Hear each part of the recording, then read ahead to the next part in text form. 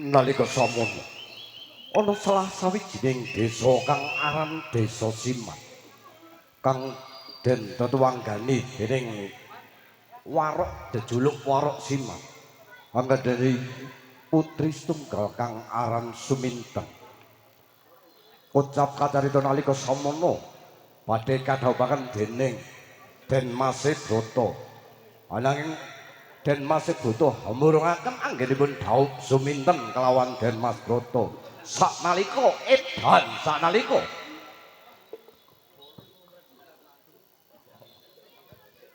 jubedune lampahan beksan warok kanthi lampahan Suminteng edan sigra kapiyarsa.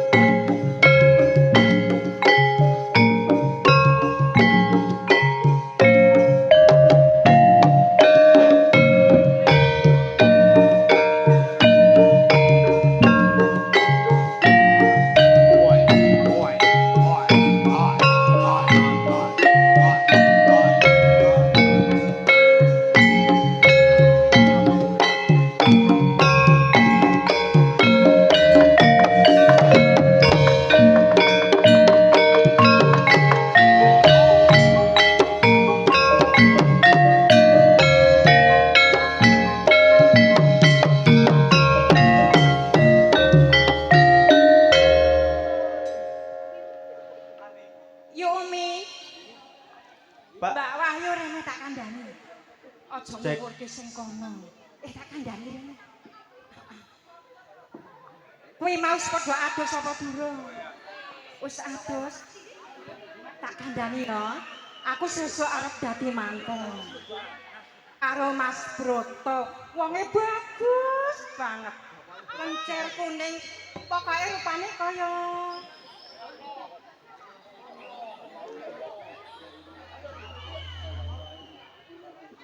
Pokoke Mas Broto ki rupane kaya Mas Narwidi kae lho. Tenang. Pokoke wonge bagus lencer kuning, mongko senengane nek nggo klambi ki sing kembang-kembang kae. Sampeyan seneng marang dadi manten. Seneng. Kok nek dadi manten kuwi domase ana 8, ya ta? Heeh, 8 ka domas-domas. Nah, iki sapa sini? Heeh, iki domas. Engko sampean sing dampingi aku wae sampean sing laden ya. Wah, seneng ae. Aku wis ngulemi wong Losari kene, wis takon ngantenan kabeh. Aku lek arep dadi manten nyembelih sapi 8 men sampe to. Heeh. Sak desa kene takon olah-olah kabeh. Heeh. Aku kepingine ndek anak pira ya itu ya? Pira, Mas? Sampeyan arep njaluk anak pira, Mas? 24. Pira? Udah anak 20 ngantek kewer-kewer ya, Mas. Heeh. Heeh. Mongko aku sembayangake nek dadi manten kae nek malam pertama ki njur aku arep piye ngono lho. Tenan, tak bayangake mongko Den Mas Broto ki angger mesem ih senenge aku. Mongko janggute jangan tinggal sedaya ngono. Mongko nganu, mongko sikile jan alus barang kae lho. Oh ganteng, Mas Narwidi kok Narwidi. Heeh, iso. Persis Mas. Apa kembarane Pak ya ya. Mongko nganu ya. Seminten. Ten. Kaya suarane bapak yuk. Ten. Oh, biasane bapak cek kaya ngono balai lagi. Bapak ngomong.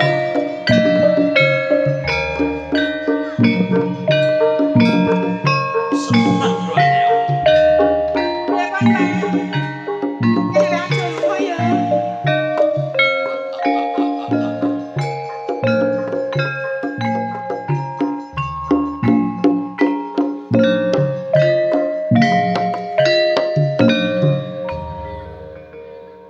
Pripun Pak senenge lamen. Seneng kowe. Bapak ki lho, arep mantu iki sing golek utangan sapi oleh 8 ning Sumawana. Angel golek bapak sing gering kaya aku ki. Lah, nggih, Pak. Kanca-kanca wis tak kandhani kabeh.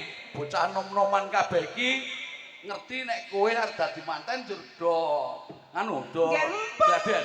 Wis ana sing takon gawe teratak, gawe pawon sisa mburi mriko.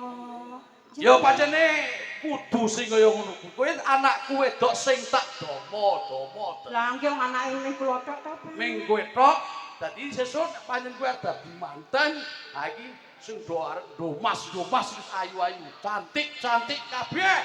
Niku wis tak golekke klambi, tak golekke seragam, Pak.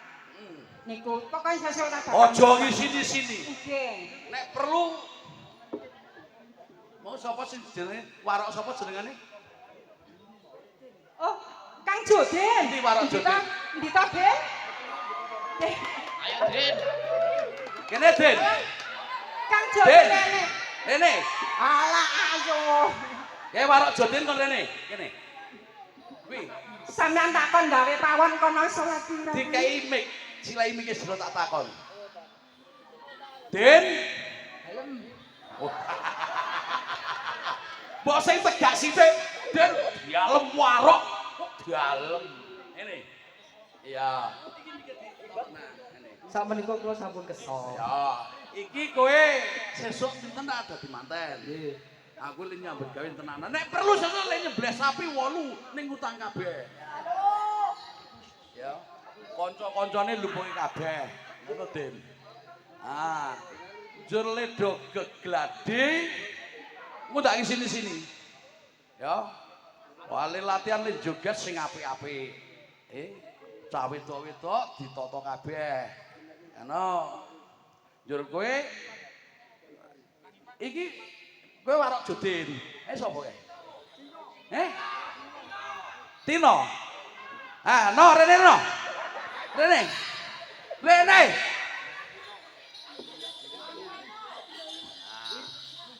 Dene ya bagus. Kowe wis di bojo apa durung to no? Golek cah kene tak ragati. Pengin, Pak. Dan bapak rek kondo karo kowe. Pripun, Pak? Nalika semono aku diutus jeung Dipati Sudebya Ngalim ing Trenggalek. Ingkang supaya aku ningkes brandal-brandal sing dipandhegani bariben sing mapan ana ing Gunung Klothok. Oh, ngoten. Saengga brandal-brandal sing dipandhegani bariben tak tingkes, tak cengkel, tak bondo, tak sowanke jeung Dipati Sudebya Ngalim. Nggih. Ah. Kaleksanan njur diganjar aku. Kowe ngerti dhewe, bapak diganjar, aku seka Darma jak besanan karo Sudebya Ngalim. Ah, nggih niku Njur bapak kowe iki dijodohke karo Den Mase Broto. Nggih, Bapak lampun sanjang kalih kula to, Pak. Kowe ya wis seneng tenan karo Den Mase Broto. Jan seni. Wis ora geduwung. Mboten. Tenang. Wong dawane nggih pas kok, Pak. Ning ngene ten, Pripun? wong pancen sing jenengane licik ki ana. Wong urip ki ora sempurna. Lho pripun to? Kasunyatane dina mau aku ditimbali ana ing Trenggalek. Oh, lek ajeng bebesanan niku. Ora ten. Pak, Aku diwenehi Mas Pices Rajabrana duit sing akeh. Ah pikiran aku iki minangka pitukon. pitukon. Bayare tukon nganggo kula. Kuwi saka atiku, ngertine aku ki pitukon ana gelang, ana kalung, ana mas-masan akeh, duwite akeh. Pak, kotange enten mboten, Pak? Kotang. Kok aku ki kotang barang. Biasane nek bar tukon kecawet nggih enten kok. Hus. Aspoke kae kerdus seneng mburi kae kebak. Oh, nggih. Seneng nggih, Pak.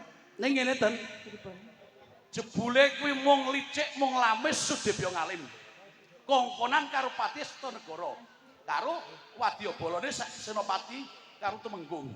Lah sing Kuwi mung go mbatalke nek kowe karo Broto cabar. ngapusi, Bapak. Hei, kok ora percaya piye to? Setan kok.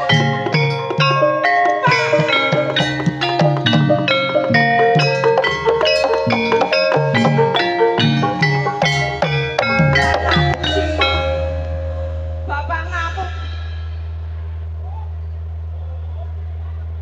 Malah kobongan iki.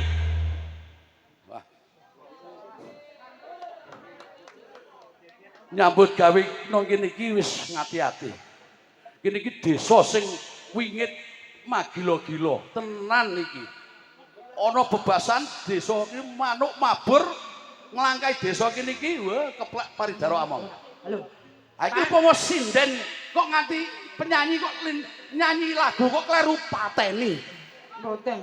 Son sistem bengong ngene iki drobong, darane ora ngati-ati. Pak, mboten sami keniku. Nek kula kok mboten pasak percaya to, Pak. Alah ten, aku arep kandha apa meneh? Arep kandha meneh. Nek Broto iki sing minggat saka Kadipaten Trenggalek.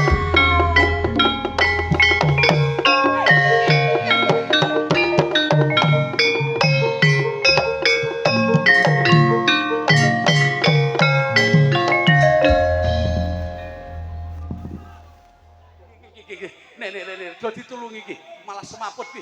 Mbak Yumu iki do ditulungi iki. Ten. Minten. Minten. Kowe batal karo sesuk tak goleke Broto cah kene. Broto sing akeh. Sing bagus-bagus ki akeh.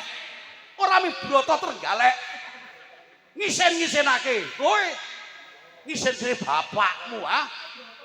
Sadarmo ki gegeduke wong ing Siman, ngerti? Ten, tangi. Nara tangi malah tak ida-ida kowe malah ngisen ke aku.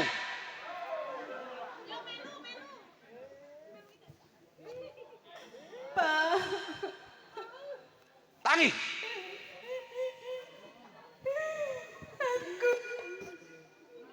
Kanca bakane. Ora sing dadi nganten aku mira. Diare-are. Kok malah koyo aneh. Koyo aneh malah.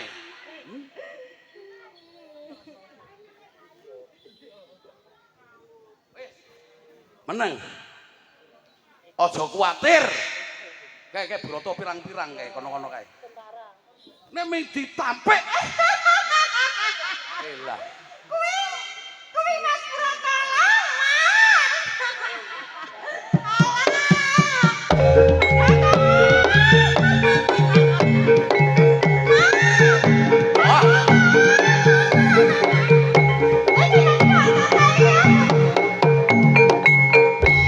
Minten. Mas Broto. Elah. Jare nek tadi mandang sewe arane anak 8. Oh, iki ra isen-isen gitu.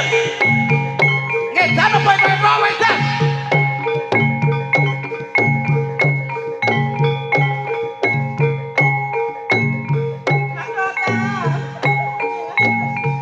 Wedan. Kowe.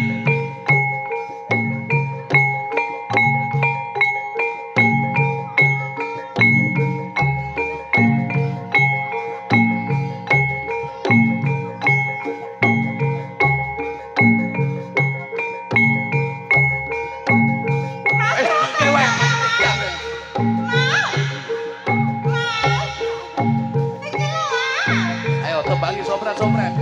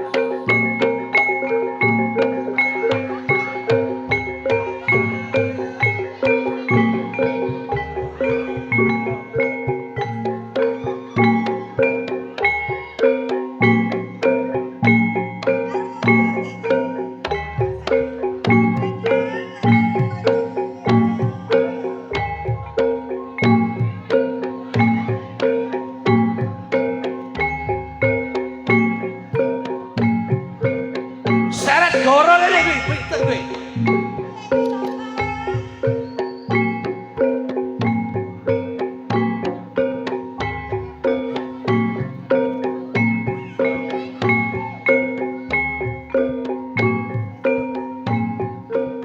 Pinter ora isin iki Bapak. Aku ki dadi tetunggule wong sing mati. Dan kowe kok lek ngompoli bocah kuwi ya cilaka to.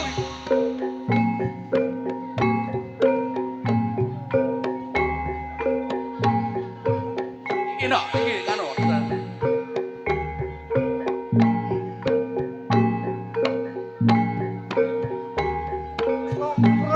Slompret kampung mungkung kandang rial tertipu bimbang tunange loro slendro slompret belo carane pangga waroke tanda mata mangap megap bocah galong Malio Kipra Mustoka Kumate Kadoto Gawe Kontiro Dobeli kono ae.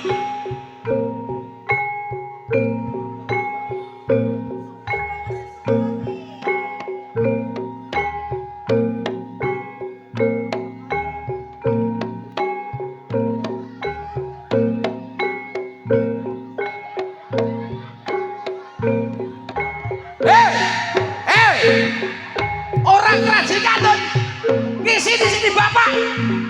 Lihat. Wah, edan tenan nih bocah iki.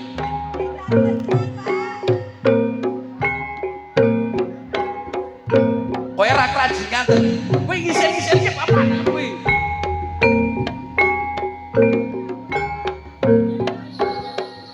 Lihat.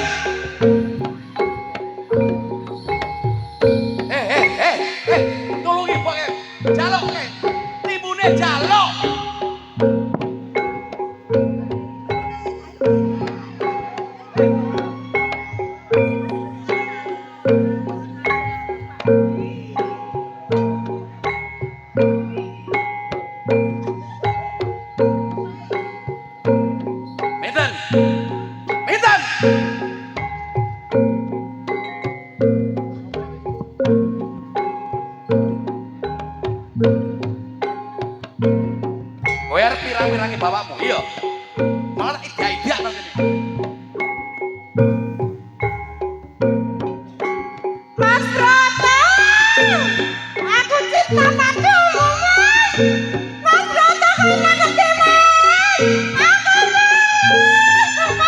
Mas Bro, kamu ada nih, Mas.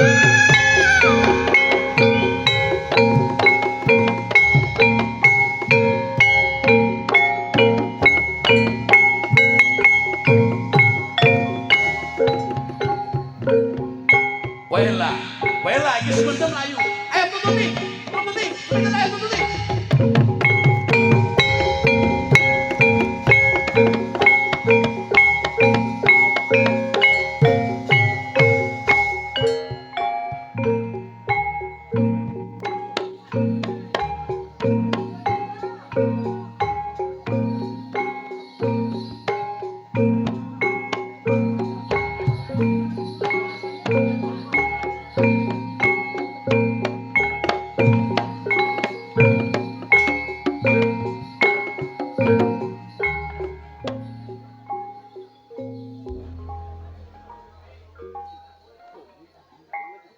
Suwe nggonku jajah desa Milangkori mung kepingin mangerteni pradesan-pradesan mbok menawa ora suwe aku bakal gumanti dadi bupati ana ing Trenggalek.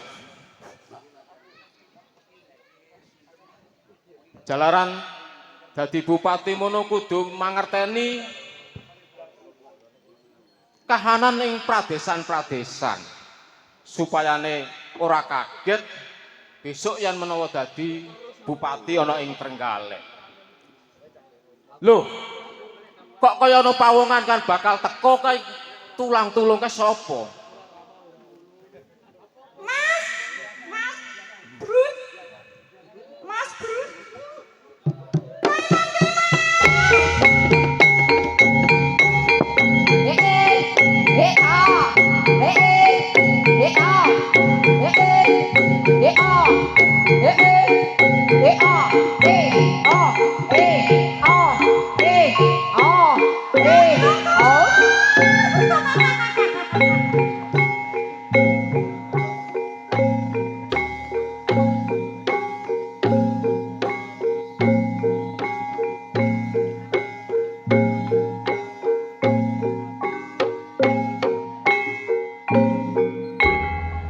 Kosek to. Aku gurung tau petuk marang sliramu. Mas. Panjenengan nonton iki to, Mas? Kosek to. Mas Rata. Kosek to. Mas Rata. Kosek to.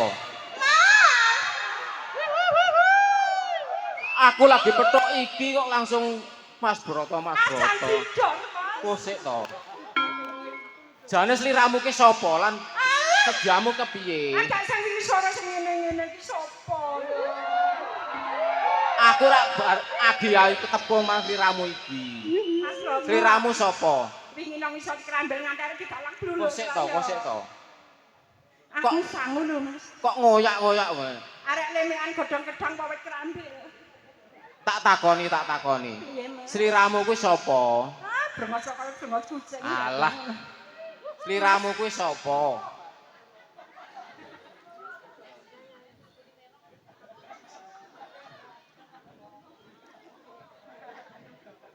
Mas, Kosek to.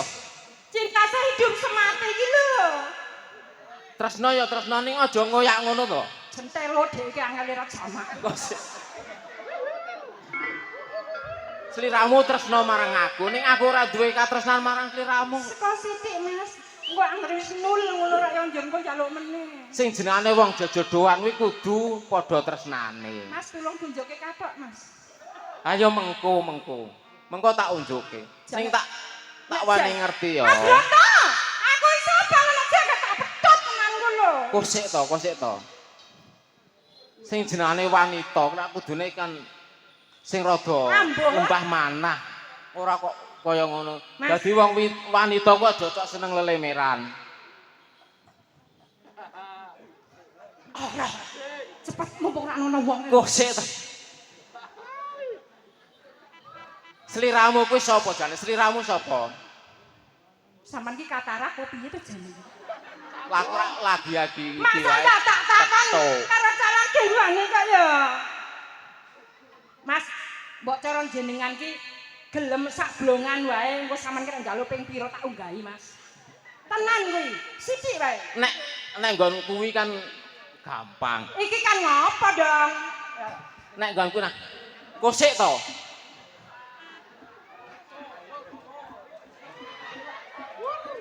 Mas Broto. Nganti aku sekon Mas, dinek tangan aku rak teles kabeh. Tak jarwani ya. Sliramu kan putrane Warok Ya to. aku kan cinta padamu kan. Putra Warok kudune kena dadi Mas, Kota. tepo patuladaning para wanita pradesan. Penjiang kira ngono. Ora kuwi lho. becik lho. Alah, biasane jenengan ki nek ana wong ayu ku rak yo piye ngono lho. Mbok sithik wae to. Wong doya ayak wong ayune kaya ngene kok ora gelem. Mas Broto. Mas. Ngene ya tak Mas Broto. tak jarwani ya. Mas. Mula dadi wong wedok. Mas. Kuwi aja tok seneng menek klopo. Mergo aku ora tresno marang sliramu kan mergan sliramu kuwi seneng menek krampil. Ya, seminten kan senengane Wah. ngemek-mek krampil. Mas Broto. Gemes aku lho. Arep ngadi ta, Mas? Mau apa?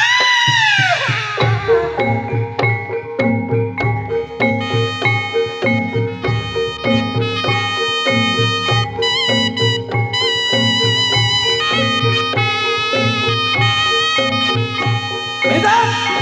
Pinten!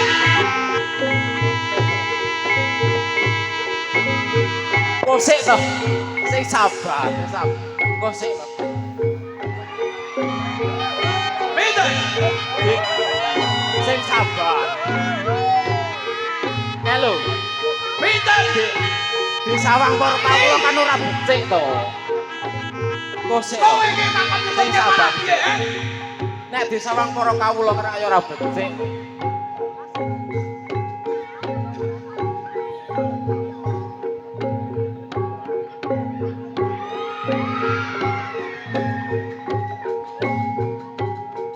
Kosik tak. Pinten! Kalau sapa kae sing teko kene sapa kae?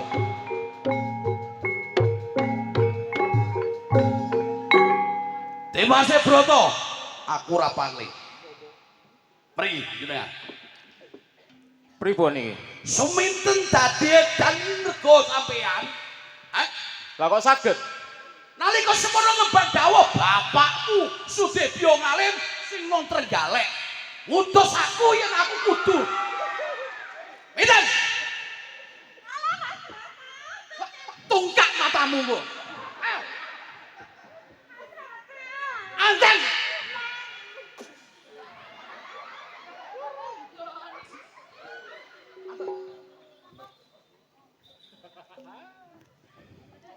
Kula kaleksanan nyekel blandang sing mapan nang Gunung Klothok sing dipandhekani Bariben. Mun nebokke pakunjaran. Bapak Panjenengan Sudebyo Ngalim paring ganjaran. Bebesanan antarane bapake jenengan kalih kula. Broto dijodohke seminten kasunyatane sama licik. Aku wis ngerti nek sampean malah seneng karo Cemplo Warsiah, Kakang anake Kakang Suramenggala ing Ambal. Niku rak kersane bapak. Lah nek ngoten niku kersane bapak ingkang lampahi mawon.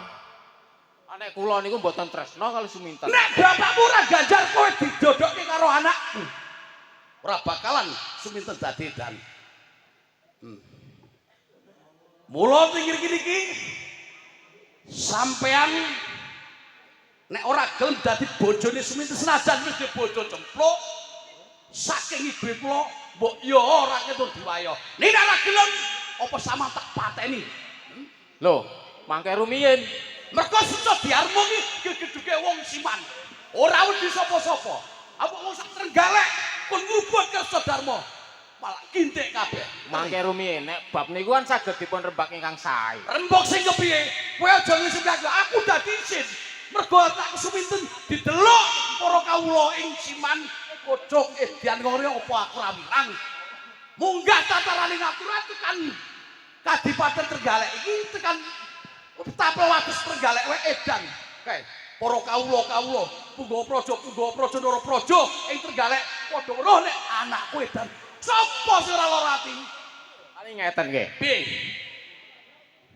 Nek putra panjenengan niku edan, napa kula mboten lingsem nek jejodohan kalian tiyang edan?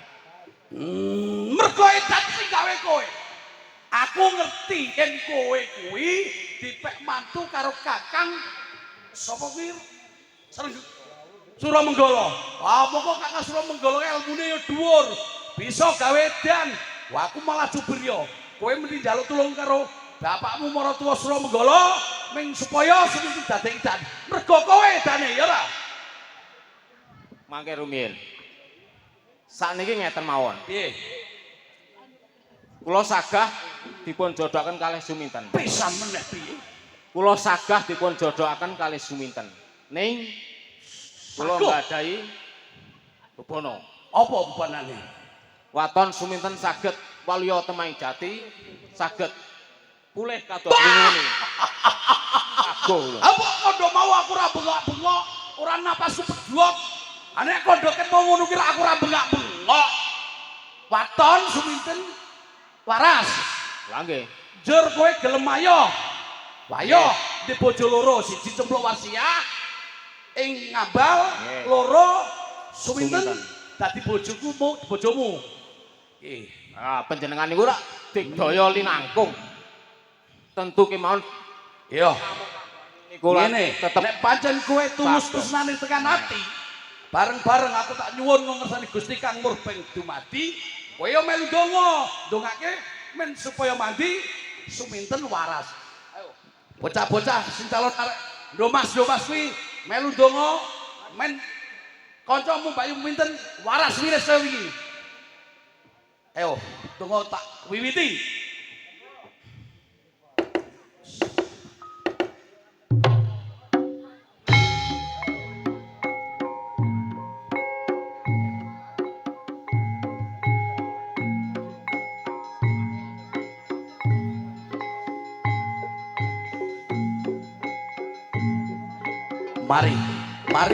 Mari kesane ngalah. Mari lan.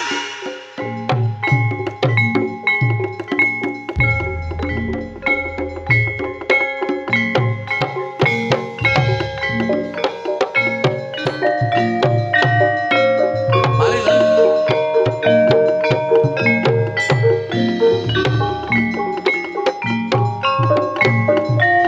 Wis ditulungi to.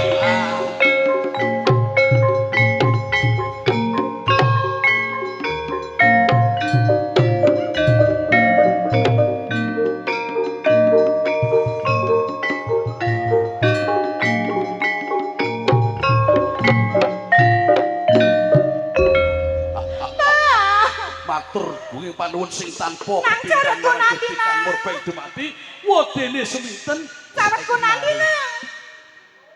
Iki sapa sing kok jariku? Ndelok iki. ten Ngawur wae ana wong nganu kaya tinggone cawethok iki piye to iki? iki jarike jarike iki Oh alah Mbak Wayu kowe iki kaya ora ngerti nganggo rene iki lho. Aku ketok silite.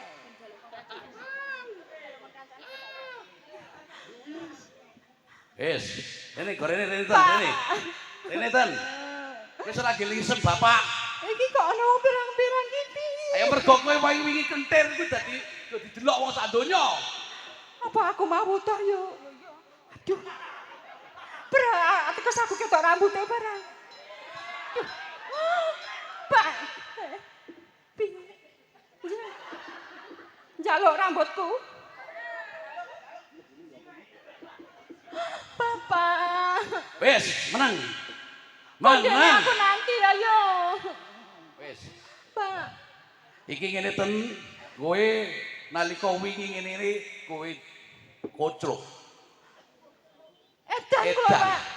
nek iki wis tak suwunke marang Gusti Kang Murbeng dumadi saengga kowe waras iki Den Mas Broto. Ha wong Den Mas Broto mengko ngene kok kedanan, apa Broto liyane kok banget kok. Sing tak rasake ora ning rupane ning rasane, Pak. Oh, iya. Iki. Mas Broto panjenengan kaya tekel to, Mas. Wes. Mas Broto. Panjenengan kaya tekel ning aku lho. aku nganti edet kaya ngene iki mergo penjenengan. Adikku, wis ngene ten. Iki kowe saiki senajan Dimas Broto kowe wis rabi karo Bayumu Cempluk, ning ya kosokan kowe tetep diwayo. Nah. Pak.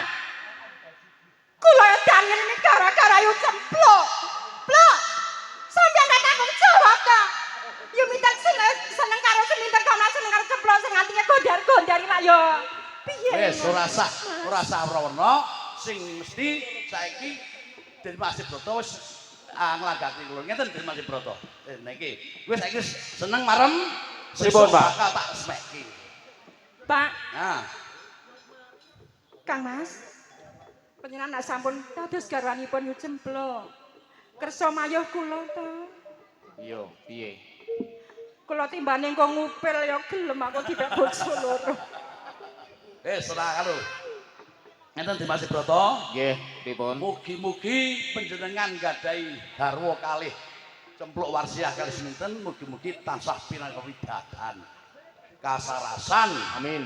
Muga-muga nuwun sewu sak paripurnane pagardian menika mugi-mugi desa mriki tansah winantu ing pasuki, suka ing pasuki, paringi waras wiris gemari pahlo jinawi, warga masyarakat Losari Bandir niki tansah pinaringan kawidadan kasarasan. Semanten petilan kedoprak semanten edan mbok bilih tumpasuk kekirangan kula nyuwun gunging samudra pangarsami. Pungkasane ngatur wassalamualaikum warahmatullahi wabarakatuh. Sugeng mreksani sak bibaripun anak-anak kula.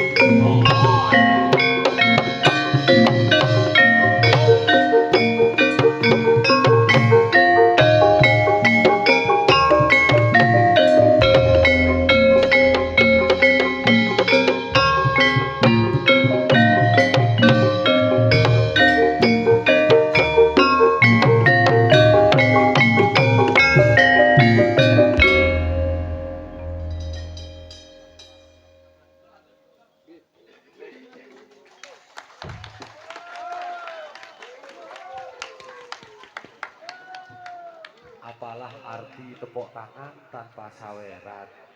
Asik.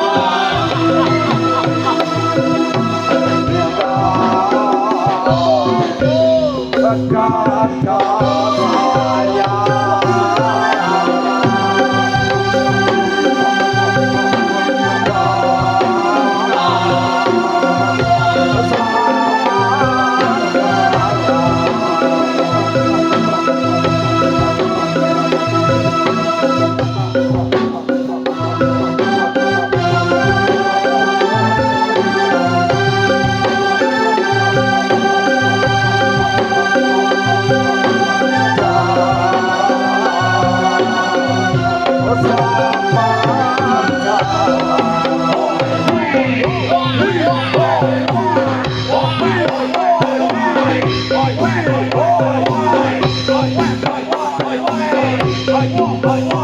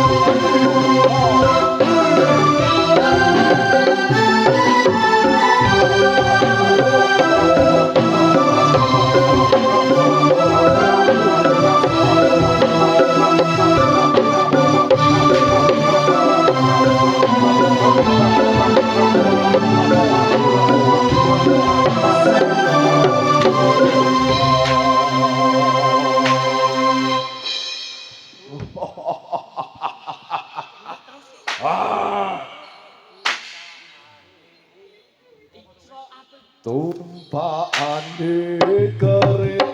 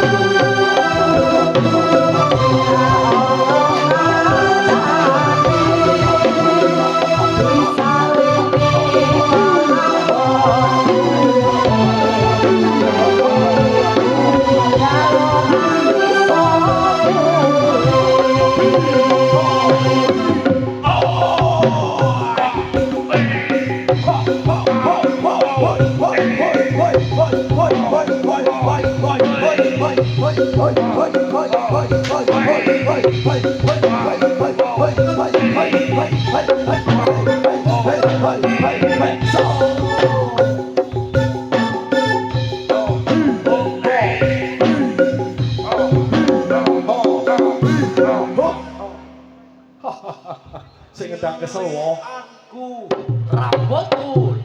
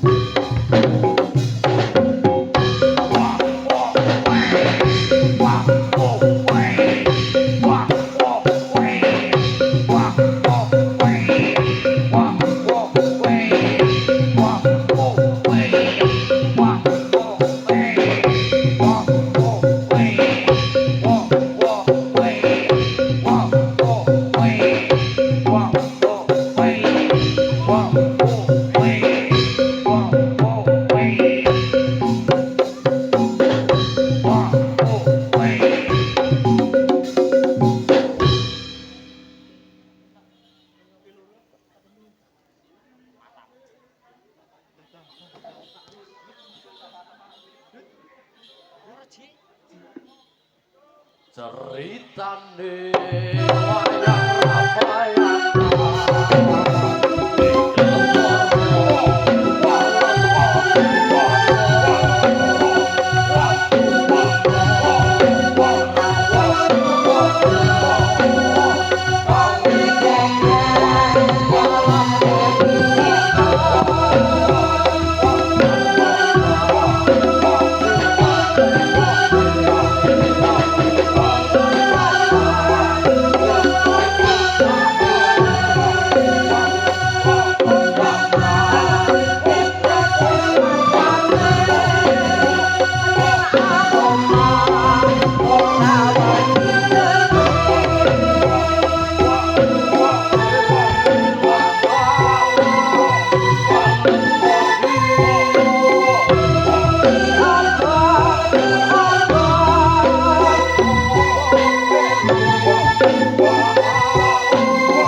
Oh.